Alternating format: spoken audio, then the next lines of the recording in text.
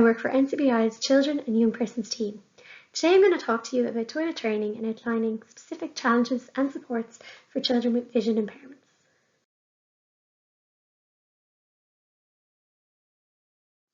Picking the right time to start is so important for being successful with toilet training. When a child is developmentally ready, they learn much quicker. So how do you know when the right time is for your child?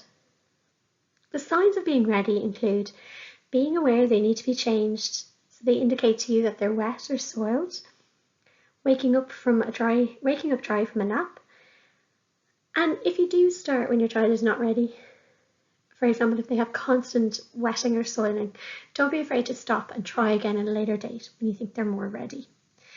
On this slide, there's a cartoon of a child sitting on a green potty wearing a yellow crown and holding toilet paper.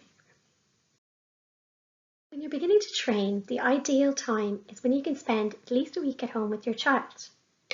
This means they'll be consistently practicing in their home environment. When you're ready to start, take off all nappies and pull-ups during the day, as your child needs to feel the wetness when they're going to the toilet to understand the feeling. Once you stop using nappies, try not to use them again during the day at all. For example, if you are running to the shops. This can be confusing for the child and send mixed messages. However, it is okay to still use them at night. Now for some general toilet training tips to get you started. Give your child plenty to drink throughout the day. Look out for some subtle signs that your child needs to go. For example, doing a dance or maybe holding themselves. When your child does become wet, say your child's name has done a wee. Let's go to the bathroom. Bring your child to the bathroom and involve them in the changing process. By bringing them to the bathroom where the toilet and the potty are, this reinforces the idea that when they have that feeling, the bathroom is the place they should go. When your child is back in dry clothes, comment on how comfortable and nice they feel. Use consistent language, and all other carers should use the same. So whatever you pick, if you pick to call them wees or poos or toilet, try not to swap between different words, as this can be particularly confusing for a child with a vision impairment. When your child's success on the potty or toilet, overpraise their success and tell as many people as possible within earshot of your child. I outline some specific challenges for children with vision impairments when they're toilet training. One challenge is that children with vision impairments may not realise that everyone uses the toilet. They may have concerns about how the toilet works. For example, where does the water go? How does it go down? What is that noise? Children with vision impairments may have a greater fear of falling into the toilet. And if children with vision impairments receive negative messages during toilet training, for example, disappointment or anger at accidents, they can associate weeing and pooing as something that is bad. Some specific support strategies for children with vision impairments. It's important to talk to your child about everyone does go to the toilet. Everyone does do wees and poos. So say out loud when you're going to the bathroom or when you're going to the toilet.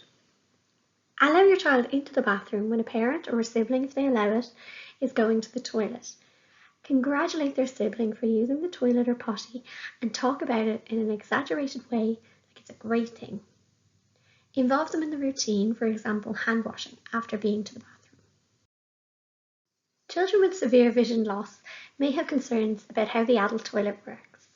If this is the case, your child may benefit from a special learning opportunity with adult guidance to check out tactily an especially well-cleaned toilet in order to be reassured that the body products are not somehow magically disappeared. For if this is the case, your child may well be concerned that the same thing could happen to them when they're sitting on the toilet. Parents or caregivers may need to go the extra distance to reassure the child how the toilet works and so to alleviate any unspoken fears around this issue. To continue with the support strategies, you can pour water into the potty or toilet so your child can hear what it will sound like when they're using it. Use a potty with a solid base that is easily accessible. For example, beside a clear wall that a child can feel along in order to reach the potty. Make sure the potty is a good colour contrast from the floor. So for example, if the floor is yellow and the potty is yellow, it may not be very clear to see. If using the toilet, consider a toilet ring or a step for your child's feet, just to make sure they feel extra comfortable when sitting there. You can also buy a musical potty, which many children with vision impairments find rewarding and exciting. When children are wet or soil their clothes, remain calm and matter of fact. Some children will benefit from having a story read to them about toilet training while they're going through this. Some suggested books I have here for toilet training include Everyone Poops, I Want My Potty, Potty, Going to the Potty, Skip to the Loo, and Who's in the Loo. On this slide there is a cartoon of the Sesame Street character Elmo holding a toilet roll. So the best of luck with the toilet training. Thanks for listening to this presentation.